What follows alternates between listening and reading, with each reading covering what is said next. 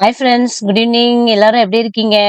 Hope எல்லாரும் நல்லா இருக்கீங்கன்னுட்டுன்னு. இந்த வீடியோ பார்த்தீங்கன்னா, மண்டே மார்னிங் எடுத்தது தான். ஆக்சுவலி சண்டே வந்து நேத்து சொன்ன மாதிரி எனக்கு கை வந்து பெயின் அதிகமா இருந்ததுனால, சிம்பிளான ஒரு மெனு தான் பண்ணியிருந்தேன் ஸ்கூல் லஞ்ச் பாக்ஸுக்கு.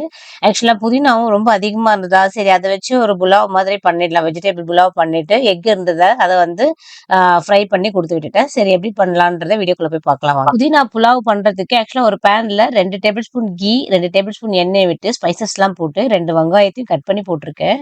இதுக்கு பார்த்தீங்கன்னா, வெஜிடபிள்ஸ் நான் யூஸ் பண்ணது 2 கேரட்டும், கொஞ்சம் பச்சை பட்டாணிய தான் யூஸ் பண்ணியிருக்கேன். பச்சை பட்டாணி பார்த்தீங்கன்னா, ஃப்ரோசன் தான் யூஸ் பண்ணேன். அதனால வேக வைக்கணும்னு அவசியம் கிடையாது. புதினா வந்து நம்ம ஏதாவது சட்னி அரைக்கலாம். இட்லிக்கு தொட்டுக்கிறதுக்கு பார்த்தாக்கா, ஒருத்தர்கிட்ட நேத்துலேருந்து சொல்லிட்டு இருக்கேன் தேங்காய் வாங்கிட்டு வர சொல்லி வாங்கிட்டு வரல. சரி, அதனால இன்னைக்கு என்ன பண்ணிட்டேன் இங்க பாருங்க, இதை காமிங்க. சட்னி வந்து இந்த இது வெங்காயம், தக்காளி, உடைச்சக்கடலை, பூண்டு, அப்புறம் புளி கொஞ்சம், இது எல்லாத்தையும் போட்டு அரைச்சி கொதிக்க விட்டு ரோட்டி கடை சட்னி. இது வந்து இது பாருங்க, இட்லிக்கு சட்னி ரெடி பண்ணியாச்சு நான் முன்னாடியே. அவ்வளோதான். இதை மட்டும் ப்ரௌன் கலர்ல வந்துச்சு வச்சுக்கோங்க, காயை போட்டு வதக்கிட்டோன்னா 2 நிமிஷத்துல வந்து ரெடி ஆயிடும். 2 நிமிஷம் ரெடி ஆயிடுமா? சும்மா பேச்சு வந்துருச்சுங்க, சும்மா சொன்னேன். அதாவது வதக்குற டைம் தான் எனக்கு வந்து, அதுக்கப்புறம்லாம் பார்த்தீங்கன்னா கலக்கிற டைம். இந்த சைடு வந்து இங்கே காமிங்க, இந்த சைடு வந்து முட்டை வேக போட்ட முட்டை காரம் போட்டுட்டு புதினா வெஜ் புலாவை வந்து என்ன சொல்றது, காய் போட்டு புதினா சாதம், அதான் அதை போட்டு கலை கொடுத்துடலாம். வெஜ் புலாவுன்னு வச்சுக்கலாம், எப்படி வேணாலும் வச்சுக்கலாம் நீங்க வந்து. ஆமா, இன்னைக்கு வந்து அதுதான் லஞ்சுக்கு மெனு. இந்த புதினா சாதம் பார்த்தீங்கன்னா டக்குன்னு பண்ணிடலாம் ஃப்ரெண்ட்ஸ். இதெல்லாம் கொஞ்சம் கடகடன்னு அந்த 2 காய் தான், பட்டாணி கேரட் மட்டும் தான் அரிஞ்சு வச்சிருக்கேன். புதினா இது பார்த்தீங்கன்னா இதையும் சொல்லிடுறேன், காட்டுங்க.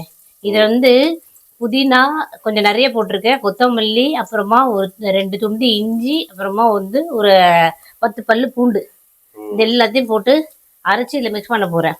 அவ்வளோதான். இதை போட்டு வதக்கல. இப்போ நம்ம அரைச்சி விழுது போட்டாச்சு. அதுக்கப்புறம் இது கூடவே வந்து 2 கேரட் கட் பண்ணி வச்சிருக்கேன், அதை போட்டுடலாம். அப்புறம் பட்டாணி ஒரு கை, அவ்வளோதான்.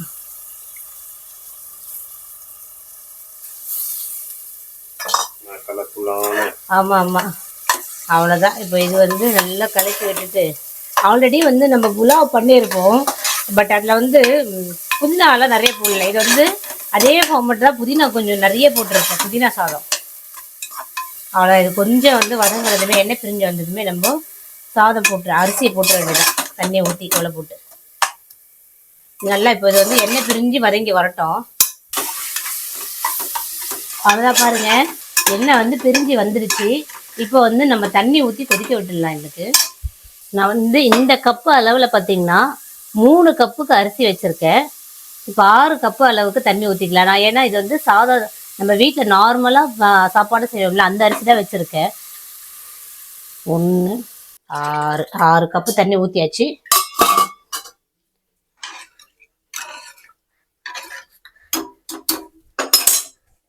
பாஸ்மதி ரைஸ்னு நம்ம கம்மியாக வைப்போம், இது நம்ம நார்மலாக சாப்பாடு வைக்கிற அரிசி தானே, அதனால வந்து ரெகுலராக வைக்கிற மாதிரி 1க்கு 2ன்ற அளவில் வச்சுருக்கேன் நான்.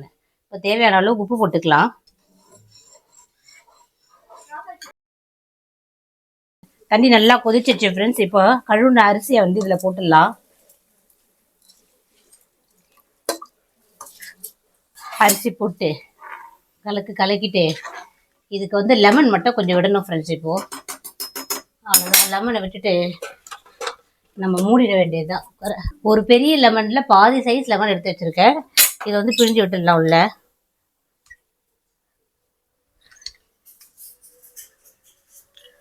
புதினா சாதம் பண்ணிங்கன்னா கண்டிப்பாக லெமன் விடுங்க, இல்லைன்னா சாப்பிட்றதுக்கு கஷ்டமாக இருக்கும், சாப்பிட முடியாது. புதினா சாதம் கொஞ்சம் தோராக இருக்கும்ல, அதனால் வந்து நம்ம லெமன் விட்டால் தான் சாப்பிட முடியும். நம்ம துவையல் சட்னிலாம் அரைச்சா கூட பாருங்க புளி போடுவோம். இது வந்து தெரியாதவங்களுக்காக சொல்கிறேன். ஃபஸ்ட் டைமாக புதினா சாதம் புதினா வந்து வச்சு ஏதாவது ரெசிபி பண்ணுறீங்கன்னா லெமனோ இல்லை இந்த மாதிரி புளி அந்த மாதிரி ஏதாவது சேர்த்துக்கோங்க. அவ்வளோதான். குக்கர் போட்டு மூடி 2 விசில் வர வரைக்கும் விட்டுடலாம். மீடியம் ஹீட்டில் வச்சுக்கோங்க குக்கர் மட்டும். நான் அந்த சைடு மாற்றிட்டேன். இப்போ இதில் வந்து நம்ம எக்கை வந்து ஃப்ரை பண்ண போகிறோம். எக்கு ஃப்ரைக்கு பார்த்தீங்கன்னா நான் வந்து ஒரு 1 டேபிள் ஸ்பூன் அளவுக்கு எண்ணெய் விட்டுக்கலாம். எண்ணெய் ரொம்ப காயணும்னு அவசியம் இல்லை. ஏன்னா காஞ்சிச்சுன்னா நம்ம மிளகாத்தூள் போட்டதுமே வந்து கருகிடும். இப்போது எண்ணெய் லைட்டாக காஞ்சதுமே மிளகாத்தூள் வந்து ஒரு டேபிள் ஸ்பூன் அளவுக்கு மிளகாத்தூள் போட்டுக்கலாம். ஃபுல்லாக ஸ்லோ பண்ணி விட்டுடுங்க மிளகாத்தூள் போட்டதுமே, இல்லைன்னா கருகிடும். நான் வந்து ஒரு 3/4 ஸ்பூன் அளவுக்கு உப்பு போட்டுட்டேன். அவ்வளோதான். இதை நல்லா மிக்ஸ் பண்ணி விட்டுட்டு நம்ம கட் பண்ணி வச்சுருக்கோம் பாருங்கள் எக்கு, அதை வந்து இப்படி போட்டு வச்சுருவோம்.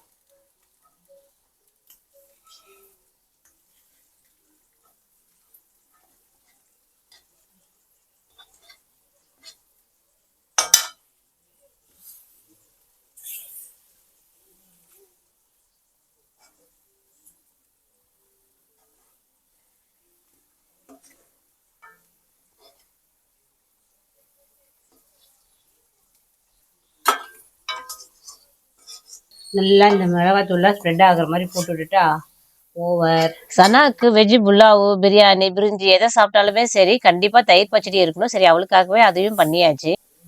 ஒரு சைடு ஒரு 3 மினிட்ஸ் வந்து இந்த மாதிரி திருப்பி போட்டு எடுத்தோம்னா சூப்பரா நம்மளுக்கு எக் ஃப்ரை ரெடி ஆயிடும் ஃப்ரெண்ட்ஸ்.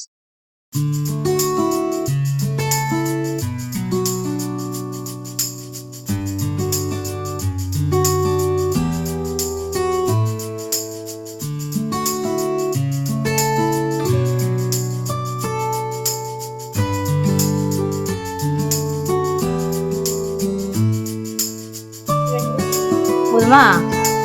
இது சனாக்கு, இது கட்டு, இது அண்ணாக்கு. ஓகே, கட்டு கட்டு. ஹெல்த் இஷ்யூ இருந்தாலும் ஆஃப் அன் ஹவர்லேயே நம்மளுக்கு ஒரு லஞ்ச் பாக்ஸ் மெனுவை சூப்பராக ரெடி பண்ணலாம் ஃப்ரெண்ட்ஸ். இந்த வீடியோ உங்களுக்கு கண்டிப்பாக ஹெல்ப்ஃபுல்லாக இருக்கும்னு நினைக்கிறேன். பிடிச்சிருந்தா லைக் பண்ணுங்க, ஷேர் பண்ணுங்க, சப்ஸ்கிரைப் பண்ணுங்க. இதோட நெக்ஸ்ட் இன்ட்ரெஸ்டிங்கான வீடியோவில் பார்க்கலாம் ஃப்ரெண்ட்ஸ். பாய்.